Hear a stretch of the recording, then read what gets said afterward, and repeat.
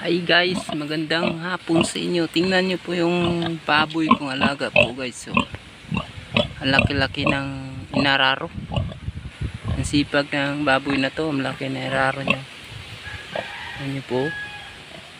Sobrang lawak ng inararo niyang lupa. Lahat-lahat na inabot niya sa kanya. Ay inubos niya talaga pag-araro. Sipag na baboy, si Kabang. Sipag, oh. Tingnan nyo po guys, oh. Kala nyo sa karabaw yun, kala nyo sa kalabaw, hindi yun, sa baboy lang to. Oh, tingnan nyo pong dinaanan nyo, tingnan nyo lawak, oh. Doon siya, doon yun hinigot sa puno ng mangga. Oh, guys, hi. Gayahin nyo mga baboy na ganito.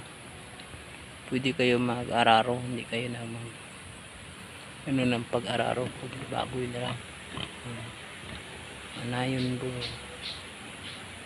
siguro ang baboy na to may dalang bulldoze or pangbungkal na lupa ang sungad. Oh, tingnan nyo po, alawak nito, ganyan.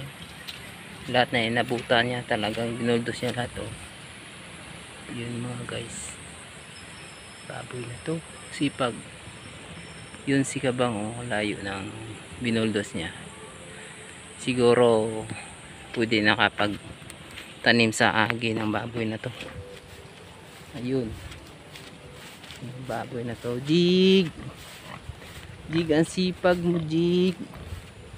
Jig, ang sipag mo talaga, Jig. Jig, Kabang, ang sipag mo, Kabang.